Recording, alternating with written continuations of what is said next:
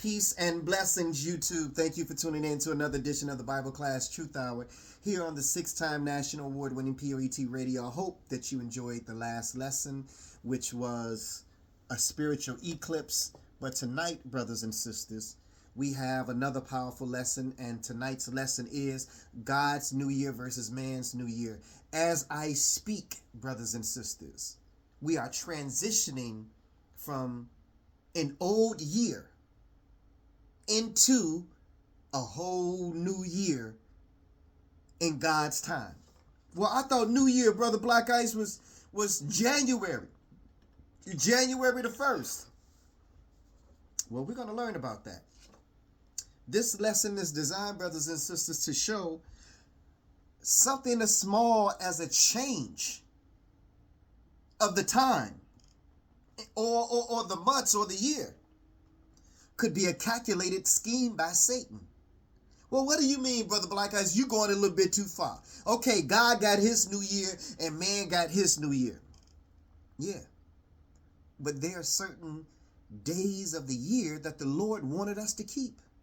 And if you do not know when the Lord's new year is, how would you know when to keep his days that he commands us to keep? See, man has holidays, but the Lord has holy days, or what he called feast days or high Sabbaths. In addition to your weekly Sabbaths, we have annual Sabbaths, and we're going to go over that in our lesson today. Of course, we're going to start off in the book of Genesis, the first chapter. However, let's go to the Wikipedia first. Let's go to our search engine. And we're going to type in, why is January the new year? And then I put the word origin after it. Again, why is January the new year? I type that in and the word origin after the word year.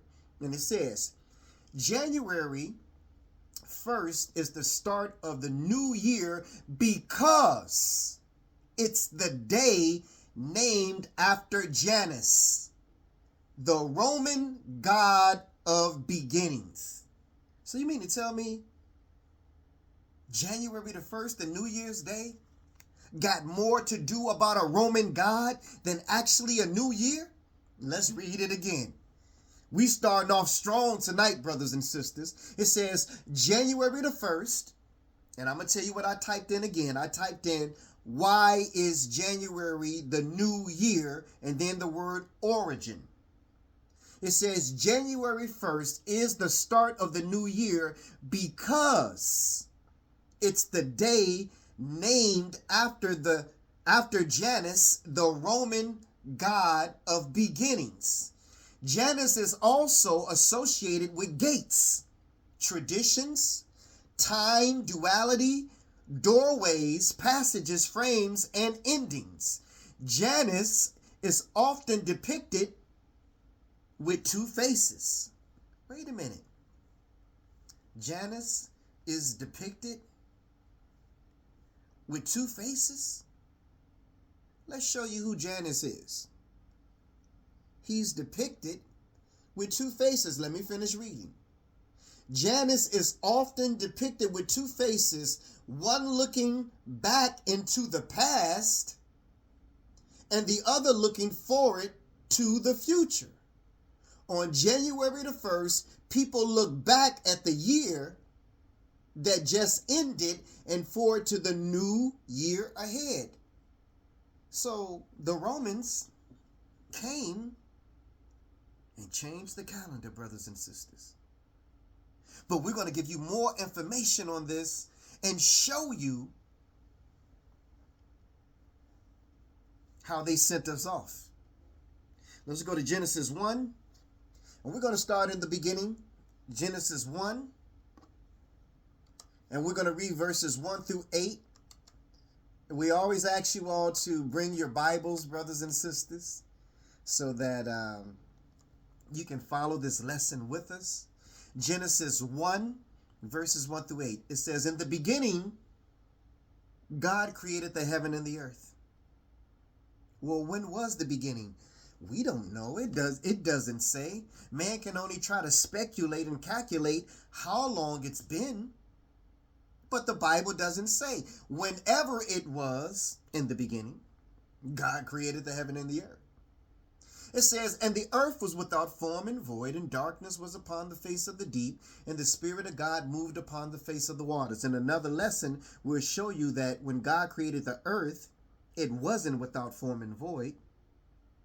It was very much formless, I should say. It was formed, let me put it like that, already, and it wasn't void, but through a series of circumstances of Satan being kicked out of heaven and defiling what was here at the time, it caused the earth to be without form and void. Another lesson for another time. We can deal with that in another time. Verse 3, and God said, let there be light, and there was light in the firmament.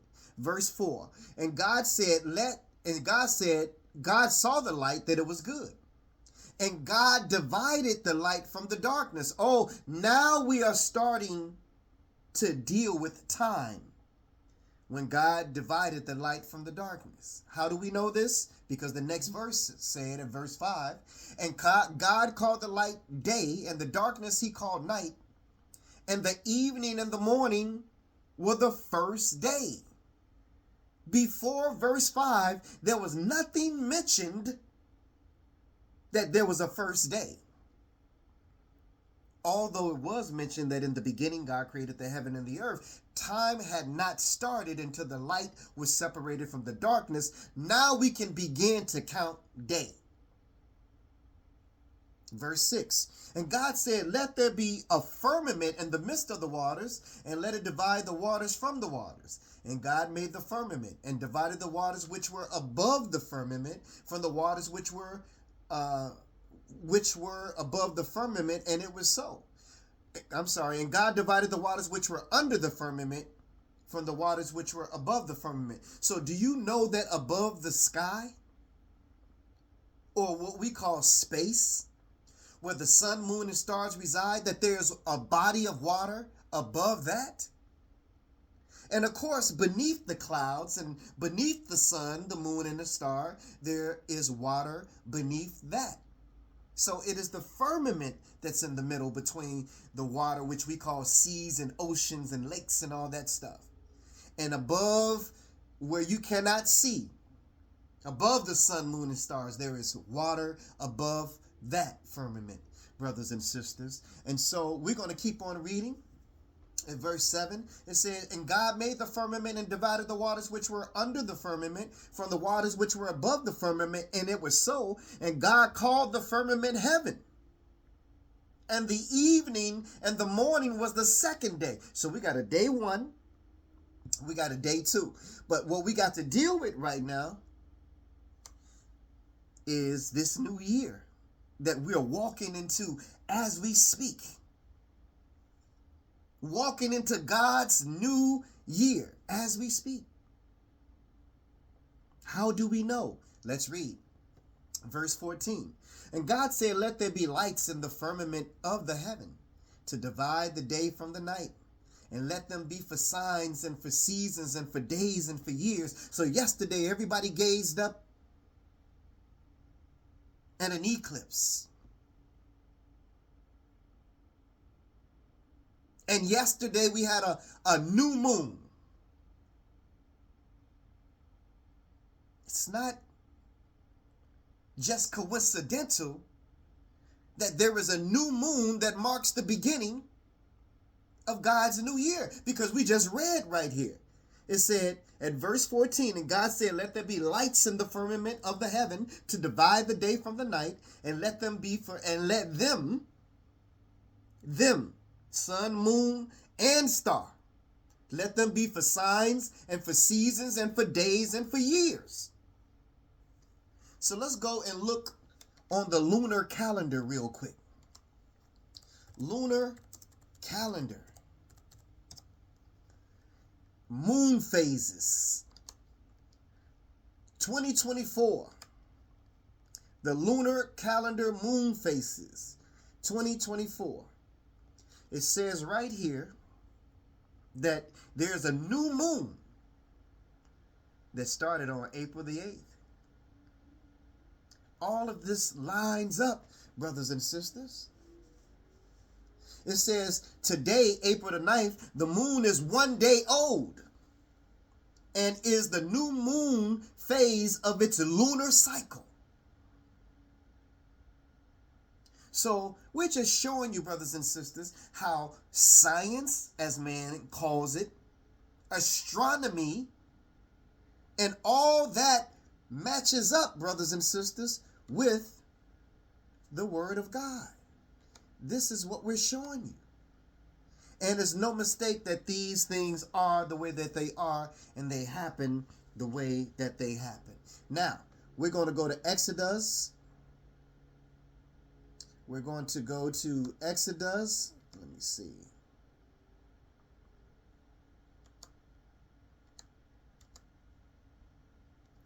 And we're going to go to the 12th chapter of Exodus. Not only is time here now, brothers and sisters, but we have the sun, we have the moon, we have the stars. We got seasons that change.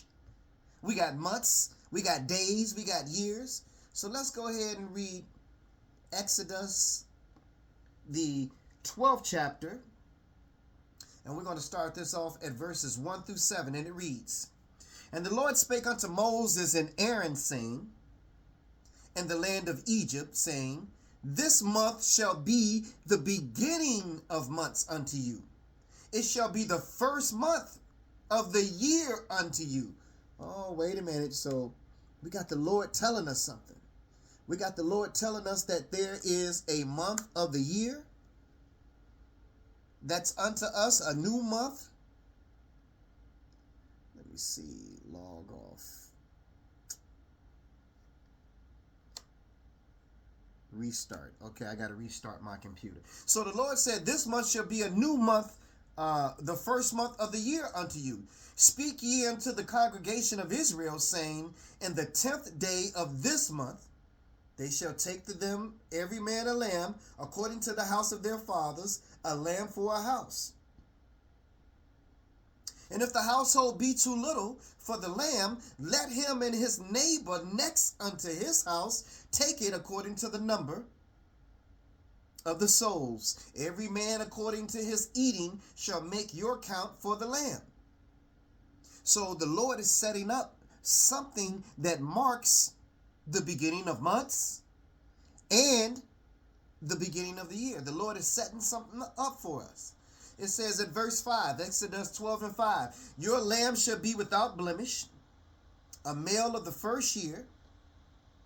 You shall take it out from the sheep or from the goats, and you shall keep it up until the 14th day of the same month, and the whole assembly of the congregation of Israel shall kill it in the evening. So, brothers and sisters, what this is marking is the Passover. Let's go down to verse 11 through 13, and let's confirm that that's what this is. It says, Thus shall you eat it with your loins girded and your shoes on your feet and your staff in your hand, and you shall eat it in haste. It is the Lord's Passover. So now we know on the 14th day of the first month is the Lord's Passover. So all you got to do in your own time, brothers and sisters, is type in the word Passover 2024. When you type in the word Passover 2024, you're going to get Monday, April the 22nd at sundown. Again, the Passover, Monday, April the 22nd at sundown. So we got a marker that tells us when the first month of the year is going to be. And we got a marker which tells us when the beginning of the year is going to be. And the Lord put the Passover smack dab on the 14th day of the first month at evening. So that tells me that if I want to know when the beginning of the new year is, first I got to know when the Passover is.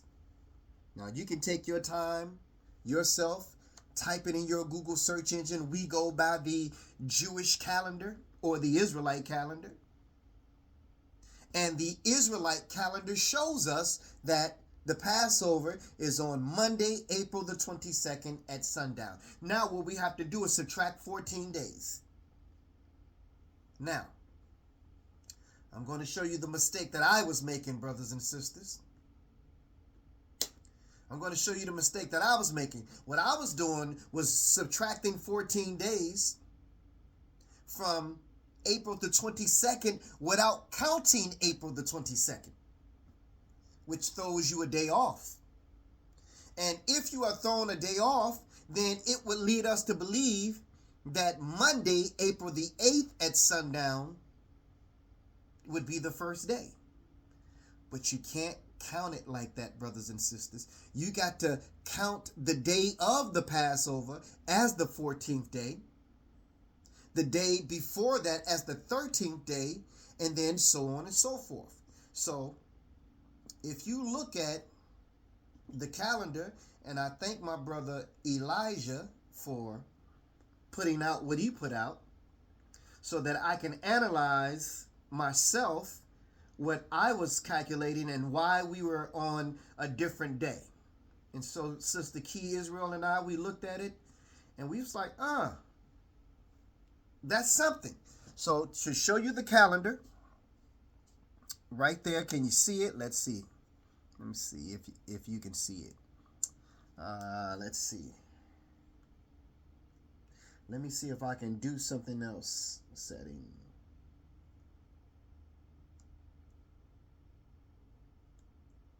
Okay. Now let's look at it.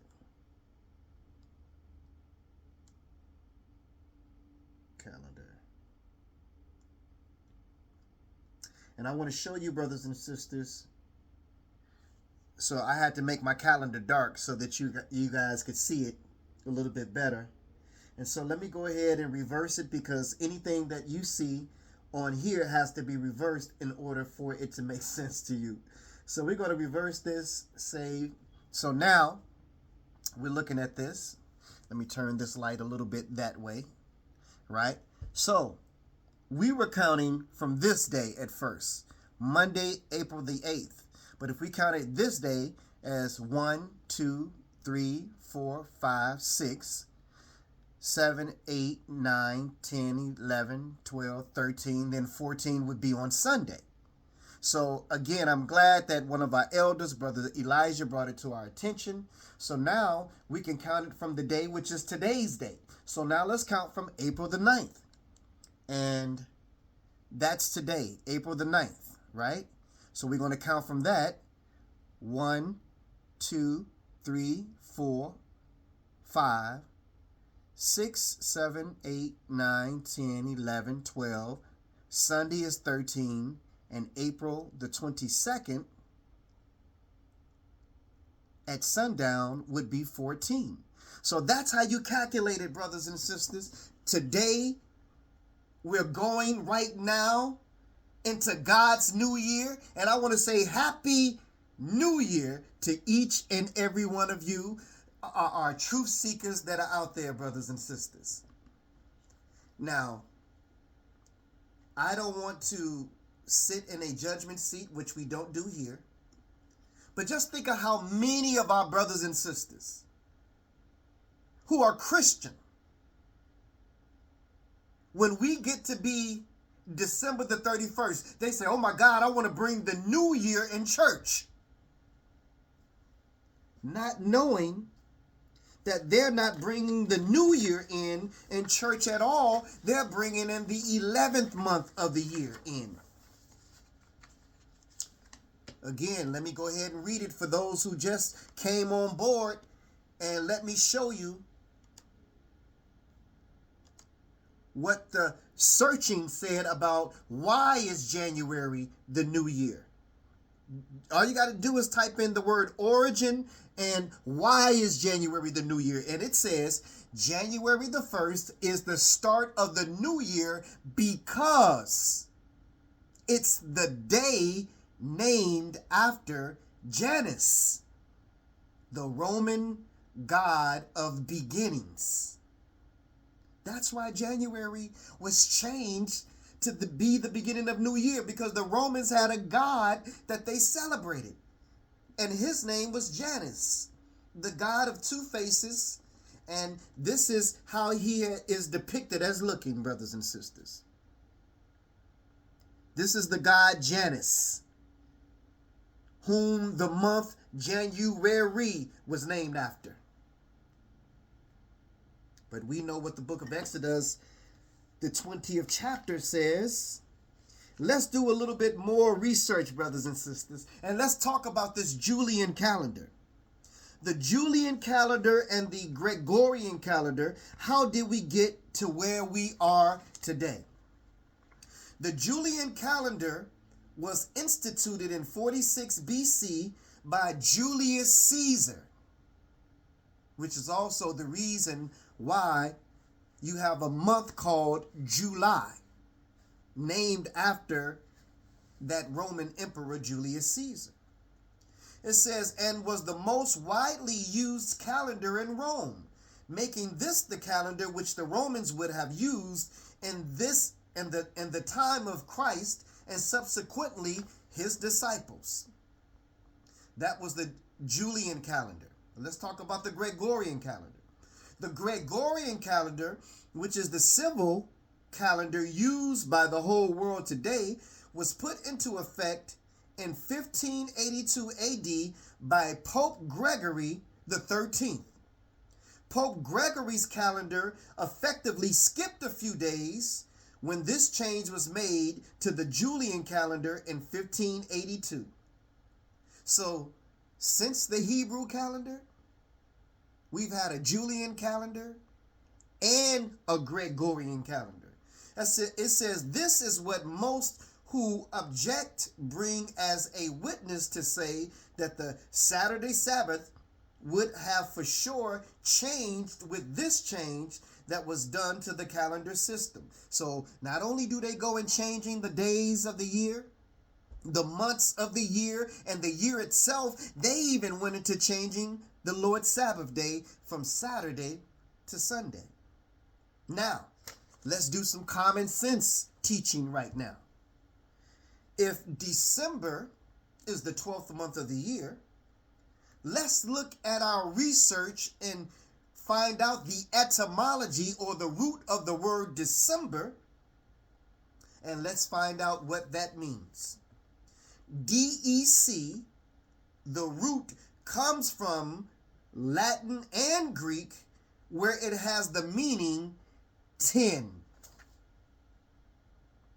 DEC, the root comes from the Latin and Greek, where it has the meaning 10. So you mean to tell me any word that begins with DEC means 10? Well, let's look at it. Let's look at the word decade. Decade starts with DEC, and that means 10 years. Let's look at the word decimal point. Decimal point means rounding to the nearest tenth. And decimal point also starts with DEC. Let's look at the word December. December also starts with the word DEC. So the etymology or the root of the word December means 10. So how did it get to be the 12th of the month of the year? Ask your Roman emperors, brothers and sisters, why they changed the Lord's New Year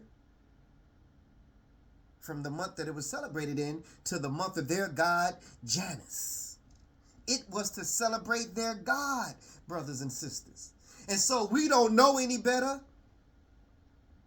We have New Year's parties and New Year's celebrations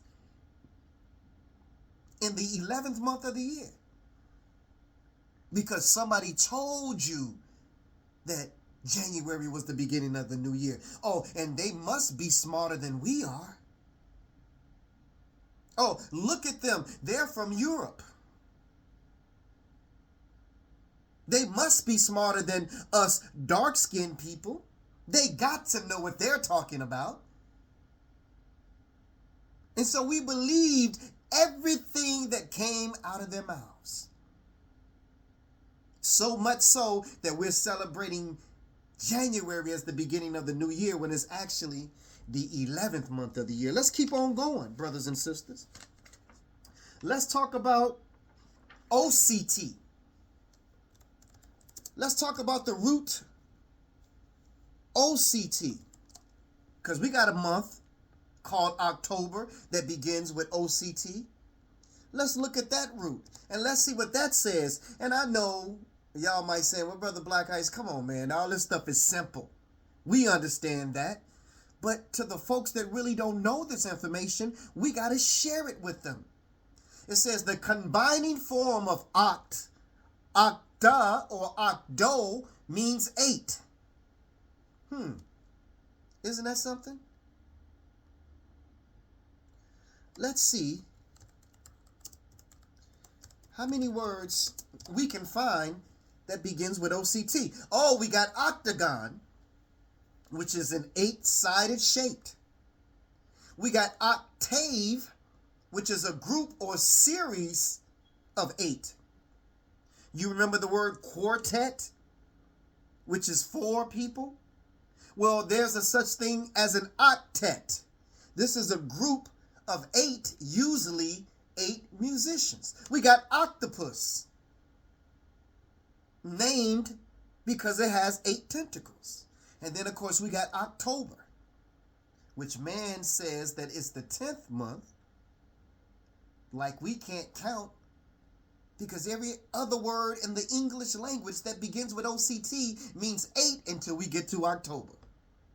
So October is 8, Nov is 9, December is 10, or DEC. And we're not saying, brothers and sisters, that January the 1st, because man changed the calendar and he moved things around. So we're not even saying that January the 1st is the beginning of the 11th month of the year, although it is in the month of January. Just like today, we're celebrating God's New Year on April the 9th at sundown. Some would say, oh, I thought April the 1st was the beginning of the new year. But again, brothers and sisters, going back to what we just showed you, and we're going to go back there again, we got to go to the Passover and find out when the Passover is in order to establish when God's New Year's Day is, because Passover is the 14th day of the first month at evening. But before we go there, since we were talking about all these gods, the Roman god Janus, and while we celebrate the new year, when the Romans celebrated him, let's see what the book of Exodus, the 20th chapter, said about these other gods, like the goddess of spring called Easter, which our people just finished celebrating. Didn't know that they were celebrating a false god, a goddess of spring, which is why you have an egg, which represents new life, and a rabbit, which represents fertility. What does those things have to do with Jesus or God? And we got another explosive revelation for you today, because everybody in the Christian world, Sunday worshipers, were celebrating Resurrection Day on what they call Easter Sunday. Did he really rise on that day? Oh, we got a lot to show you tonight, brothers and sisters. Pull out your pen, your paper, take these notes, because you want to walk away from this lesson tonight knowing more than you knew before you tuned in. Let's see what our God have to say about the god Janus. Let's see what our God has to say about the goddess of spring, Easter. Exodus 20, and we're going to read verses 1 through 5. And God spake all these words, saying, this is when the children of Israel was being released from Egypt under Moses' leadership. It says, I am the Lord your God, which have brought you out of the land of Egypt, out of the house of bondage. You shall have no other gods beside me. You shall not make unto you any graven image or any likeness of anything that is in heaven above, or that is in earth beneath, or that is in the water under the earth. Thou shalt not bow down thyself to them, nor serve them. How do we serve these false and idol gods? By celebrating these holidays. By celebrating Easter, we're serving the goddess of spring, Ishtar. By celebrating New Year's Day in January, we're serving the god Janus of Rome, the god of doors. Thou shalt not bow down thyself to them, nor serve them. For I, the Lord, am a jealous God, visiting the iniquity of the fathers upon the children unto the third and fourth generation of them that hate me. So we can't be lazy Christians, brothers and sisters. We got to do our research. We got to fact check everything that our mothers told us, that our fathers told us, that our grandparents told us, that our pastors are telling us in these houses of worship. You got the same book that he got. You got the same book that she got. You got the same computer or smartphone that anybody else got. Start researching these things, brothers and sisters. Let's go to the book of Revelations, the 12th chapter. The world as a whole is following the lead of Satan. The world has accepted falsehood for truth, and truth for falsehood, brothers and sisters. Let's go to Revelations 12 and 9, and let's show you why. Let's show you why. And I don't want you to feel bad if you didn't know this information, because there was one time when we didn't know this information. And let's show you why, brothers and sisters. Revelation 12 and 9. It says, well, I'm going to read 7 through 9, Sister Key. Revelation 12, 7 through 9. It says, and there was war in heaven. Michael and his angels fought against the dragon, and the dragon fought and his angels, and prevailed not. Neither was their place found any more in heaven. And that great dragon was cast out, that old serpent called the devil and Satan, which deceives the whole world. It didn't say some of the world. It didn't say half of the world or a third part of the world. It said he came and he deceived the whole world. He was cast out into the earth, and his angels were cast out with him. So he was the one inspiring Julius Caesar and the Romans to change the Lord's New Year from 14 days before the Passover to January the 1st. He was the one inspiring the Romans to give you Easter as a sanctioned Christian holiday. And we giving our children eggs to paint and go Easter egg hunting and rabbits, Peter Cottontail. It was Satan. It was Satan that gave us Christmas, saying that Jesus was born on December the 25th. In your Google search engine, type in all the gods that were born on December the 25th and look at how many gods were born on December the 25th. It had nothing to do with Jesus. It had something to do with the sun and the sky. And how on December the 21st, when it was at its lowest point, it's called the winter solstice, the shortest day of the year, began to ascend back up in the air. The days started to get back longer on December the 25th, and those who worship the God of the sun said, oh my God, the sun was killed on December the 21st by the God of darkness. But now that the days are starting to get longer, starting December the 25th, now this is the rebirth of the sun god. And that's why during the month of December, around the 20s, you start seeing what's called the Festival of Lights. Everything had to do with what they saw in the sky that they wanted to emulate here on earth. Another lesson for another time. But let's go to 1 John, the 2nd chapter. If Satan can fool you or beguile you like he did Eve in the garden, brothers and sisters, you won't know the signs of the time. couple of days ago or yesterday, we did a lesson. Was it yesterday? I believe it was yesterday. We did a lesson. It was Sunday, about the eclipse, having a spiritual eclipse. And because of this darkness or ignorance, brothers and sisters, that deception has placed over us, we cannot see the truth because there is no light. So we got to remove that eclipse from over our spiritual eyes and begin to see the light of the Lord. And the only way you can see it is to read his word. Let's go to 1 John 2, 3 and 5. 1 John 2, verses 3 through 5. And it reads, "And hereby we do know that we know him, if we keep his commandments.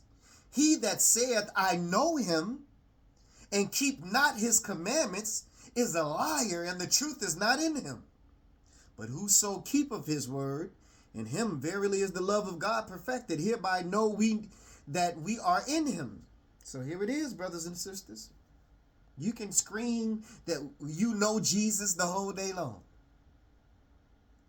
But do we really know Jesus when we're celebrating Easter as his resurrection day?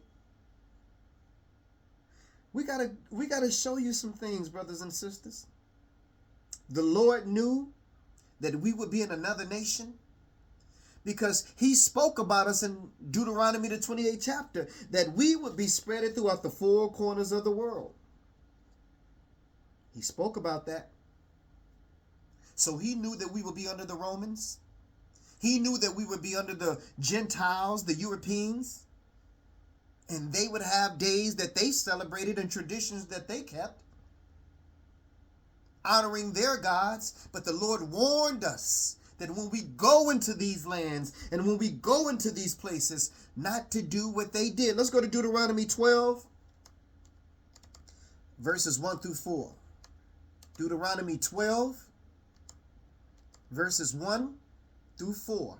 And it reads, "These are the statutes and judgments which you shall observe to do in the land which the Lord God of your fathers gives you to possess it, all the days that you live upon the earth." So are you still alive? Are we still living? He said, all the day that you live upon the earth, I want you to keep these statutes and these judgments. Verse 2, it says, "You shall utterly destroy all the places wherein the nations which you shall possess serve their gods." So the Lord knew that they would be serving the God of Christmas, which is Horus and Osiris and Hercules and Zeus and all the other sun gods. And the Lord knew that they would be serving the God of Easter, Istare or Ishtar or Isis, or any of the other fertility gods, Venus, Aphrodite, or whoever she would be. The Lord knew that they would be doing that. But the Lord wanted to sanctify us, those of us who say that we believe in Jesus and we accept him as our Lord and Savior. The Lord said, I don't want you to do what they're doing. I want to sanctify you or set you apart because you are not like them. You are mine. You belong to me. And so that's why we don't celebrate Christmas and Easter and New Year's. It says, upon the high mountains and upon the hills and under every green tree. Every green tree, evergreen tree. Isn't that what is put in your homes in the month of December? Let's read that again. Deuteronomy 12 and 2. "You shall utterly destroy all the places," not only all the places, but the things that are in those places, "wherein the nations which you shall possess serve their gods upon the whole high mountains and upon the hills and under every green tree. And you shall overthrow their altars and break their pillars and burn their groves, their trees. Burn them with fire, not put them inside of your homes and decorate them." The Lord said, destroy them and burn them. "And you shall hew down the graven images of their gods and destroy the names of them out of that place. You shall not do so unto the Lord your God, but do it to them. Oh, the Lord has spoken. Let's go down to verse 28 and let's see what else the Lord said. He said, observe and hear all these words which I command thee, that it may go well with you and with your children after you forever. When you do that which is good and right in the sight of the Lord your God, when the Lord your God shall cut off the nations from before you, where you go to possess them, and you succeedest them, and dwell in their land, like we're dwelling in the land that is not our own right now. It said, take heed to thyself that you be not snared by following them. And we've become snared because we're following everything that they've done, from their diet to their holidays to their day of worship, which is Sunday. That's their day. The Lord's day is on Friday sundown to Saturday sundown, because he said, remember my Sabbath and keep it holy. He said, after that they be destroyed from before you, and that you inquire not after their gods, saying, how did these nations serve their gods? Even so will I do likewise. So we ask the question, how do they celebrate St. Patrick's Day? Oh, they put on all their green and dress up like leprechauns. We want to do like they do. Oh, how do they celebrate their sun god? Oh, they take December the 25th, they put trees in their home and they decorate it with silver and shiny things and lights and balls. Oh, we want to do like they do. Oh, how do they celebrate their goddess of spring? Oh, they take eggs and rabbits and they decorate with these symbols and they go Easter egg hunting. Egg hunting. Don't you know they would take naked women, turn around and count to 10 and hide their eyes? And these naked women would go hide, and if they find them, they could have sex with them, because this was the fertility god's time. So they said, man, our women must be fertile. We want to go and lay with them and have sex with them and sex orgies. And that's what was their version of Easter egg hunting, because the man carries the sperm and the woman carries the egg. So they hunted for these women, brothers and sisters, to find them and have sex with them so that they can impregnate them. Now, we know that Jesus was killed on the Passover. And if Passover this year is on April the 22nd at sundown, this is very interesting, brothers and sisters. Why in this hell would we be celebrating Resurrection Day before the Passover? Isn't it the last thing that he did with his disciples was to eat the Passover? Before he was killed? So that says to me that if April the 22nd at sundown this year is the Passover, then Jesus would have been killed on April the 23rd. I'm sorry, on April the 22nd before sundown. Now, we got to explain that to you, brothers and sisters, because you don't know God's time, some of you. So his time is from sundown to sundown. So the Passover is from April the 22nd at sundown until April the 23rd at sundown. So Jesus would have been killed this year on April the 23rd before the sun went down.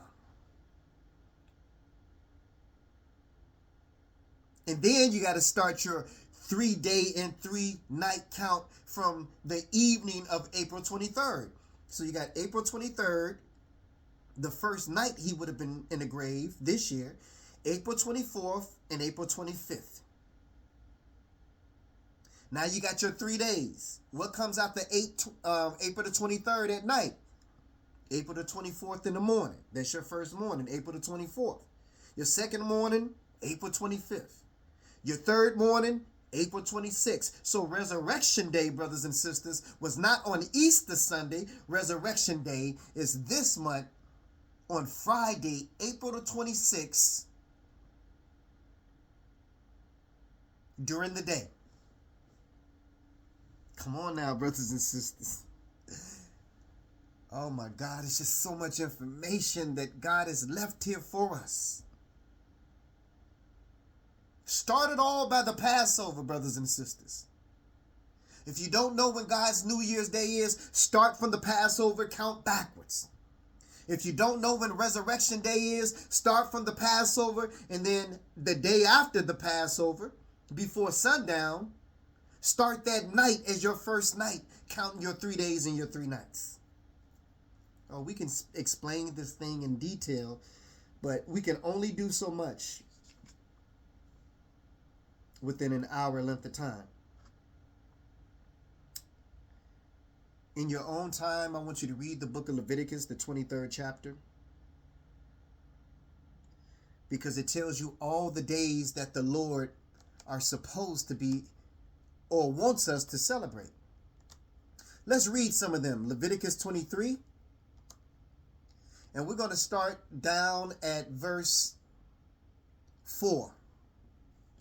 It says, "These are the feasts of the Lord, even holy gatherings which you shall proclaim in their seasons. In the 14th day of the first month at evening is the Lord's Passover." We've been talking about the Passover all night. That's how we know that right now you're in the beginning of God's new year. That's how we know that. That's how we determine that, because 14 days from now is the Lord's Passover. Let's read number 6. It says, "And on the 15th day of the same month is the Feast of Unleavened Bread. 7 days you must eat unleavened bread." Now, didn't the Lord say, "Keep my statutes, my laws, and my commandments"? And this is why Jesus' body had to be in the grave before sundown, because the first day of the Feast of Unleavened Bread, which falls on the 15th day of the month, is a holy day. It's not your regular Sabbath. It is a Sabbath, but it's not your regular Sabbath. It's what they call a high day. So the Europeans didn't understand it. See, they knew the Sabbath day was on a Saturday, and thinking that this next day after the Passover was the Sabbath day, they said that Jesus was killed on a Friday. Letting you know that they knew the Lord's Sabbath day was on Saturday, but they got it wrong because they didn't understand that there are 2 Sabbath days. Or there were 2, the week that Jesus was killed. The Passover was on a Wednesday that week, and the next day was the Feast of Unleavened Bread, and they had to have his body in the grave because they couldn't do no work that day.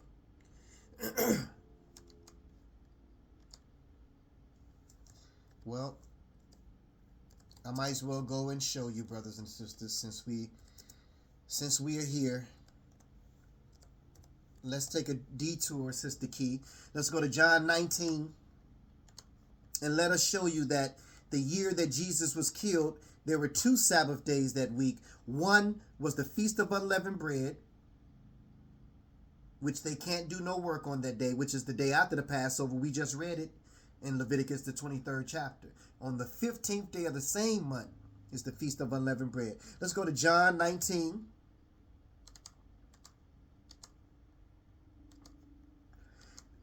And we're going to go to,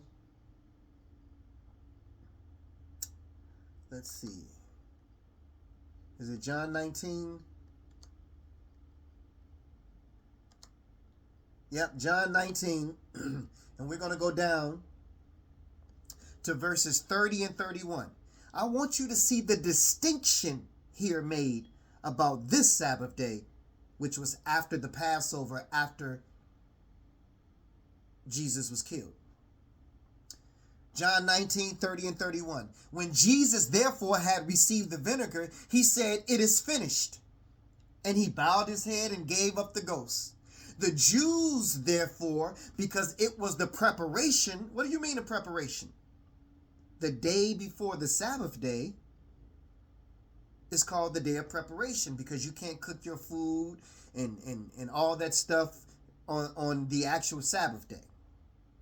So you got to do all that the day before. So the Passover was the day of preparation.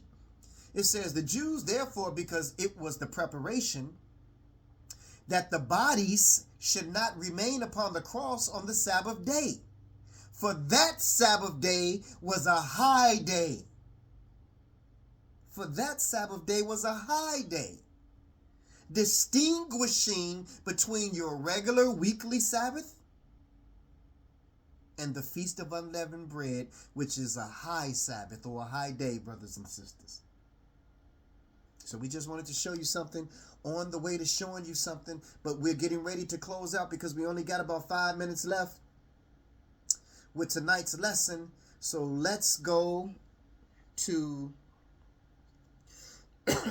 Daniel, the 7th chapter. You can read the book of Leviticus, the 23rd chapter, on your own. It has all of the 7 feast days or holy days or Sabbath days that are annual Sabbath days that the Lord wants us to keep. Leviticus, the 23rd chapter. All the days that we're commanded to honor and to keep.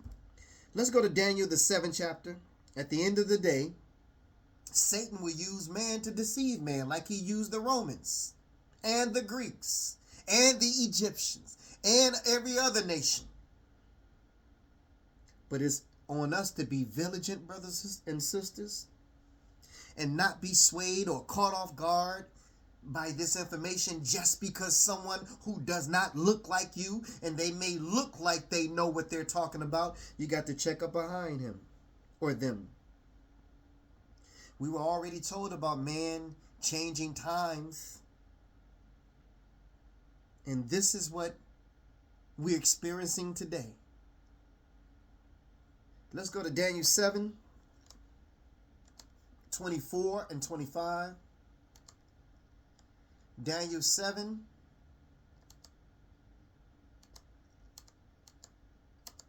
24 and 25. And it reads, and the 10 horns out of the kingdom are 10 kings that shall arise, and another shall rise after them.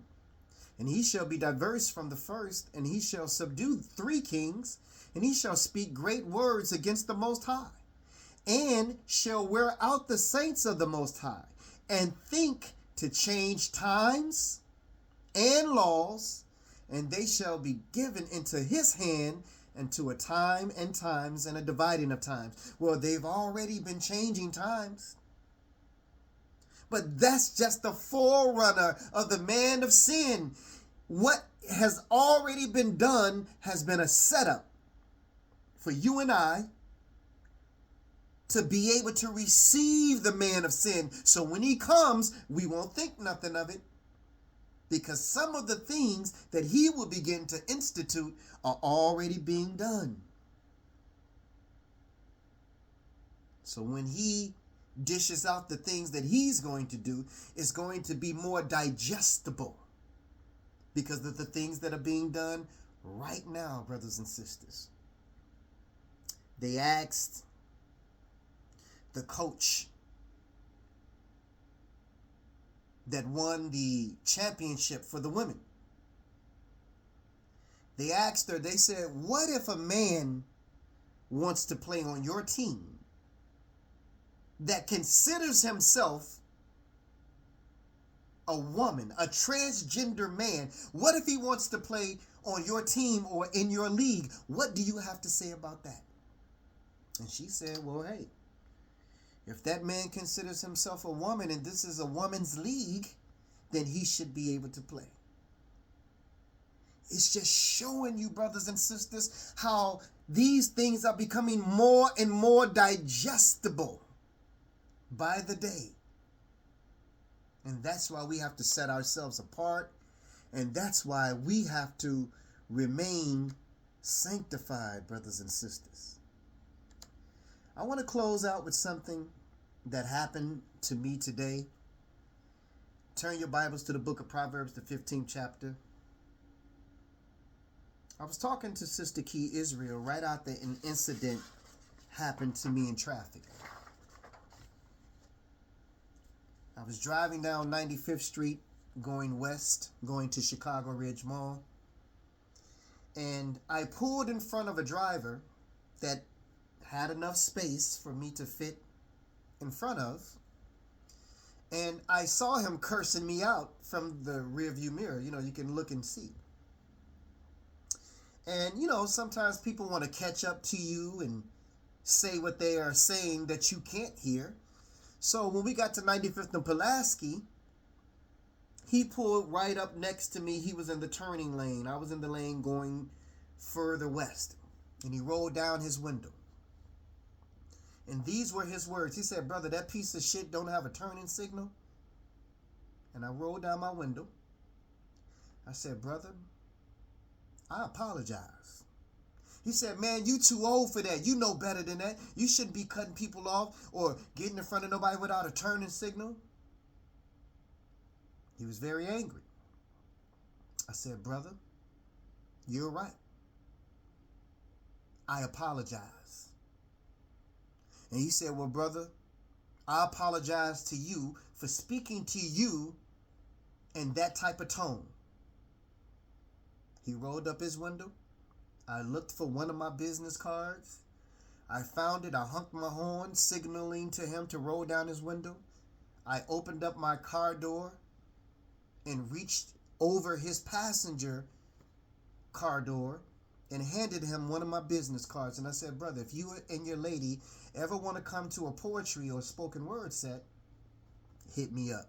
I apologize, brother." He said, "Man, I appreciate you, man. I want to show you something." Proverbs 15. And we're going to read verse 1. Proverbs 15 and verse 1. And it reads, "A soft answer turns away anger, but grievous words stir up anger." Back in the day, I would have been like, if it wasn't enough space between you and the car in front of you, do you think that I would have tried to get, you know what I'm saying? I would have went somewhere like that. You know, I ain't going to curse nobody out. That ain't my style, but I would have, you know, said some words to him like, if I didn't think that I could fit in there, why do you think that I would have driven that? But I just said, "I apologize." I saw that he was testy, and I saw that he was angry. You know, we from Chicago, so anything could happen in Chicago. But it just wasn't worth that much for me to go back and forth with him. So I apologize. Brother, as a man, I apologize. And then the brother turned around and apologized to me for speaking to me in the tone that he spoke to me in. I'm saying this to say to each and every one of you, brothers and sisters, the more we learn this word and the more we get this word inside of us, we have to begin to turn the words into action. Because you can have all this faith that you say that you have in God, but if there are no works that accompanies that faith that you say that you have in God, then that faith is dead. Faith without works is dead, brothers and sisters. Let's go ahead and close out like we do every week in the book of Numbers, the 6th chapter. I hope that you all got something out of tonight's lesson. I know we've done this lesson before, but every time we do it, it takes on a different spirit. And I hope that you guys got something out of it tonight. Numbers, the 6th chapter, verses 24 through 27. May the Lord bless you and keep you. May the Lord make his face to shine upon you and be gracious unto you. May the Lord lift up his countenance upon you and give you peace. And let us put the name of the Lord upon us. And let him bless us for doing so. Thank you so much, brothers and sisters, for your time. Tonight's lesson has been God's New Year versus man's New Year. Happy New Year, brothers and sisters and truth seekers. Now, for those who are on YouTube, first hit that subscribe button down there. Second, if you have a Facebook channel, then go and like our Facebook group page, which is the Truth Hour Bible Class. The Truth Hour Bible Class. For those who are on Facebook Live, if you have a YouTube channel, we need more subscribers because everybody don't have Facebook, and you want to be able to share this lesson with people who don't have Facebook. So go to YouTube and like our YouTube channel, Truth Hour TV. Again, Truth Hour TV. If you would like to be added to our text message invite reminder list, then text your name and the keywords Truth Hour 2024 to 312-719-7310. Someone from Team Truth Hour, please put it in the comment section.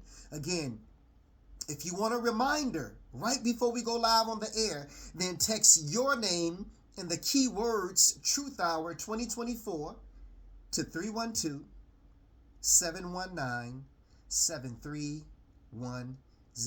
Please put in the comment section what you thought about tonight's lesson. I would like to know what you thought about the lesson tonight. I do go back and read the comments.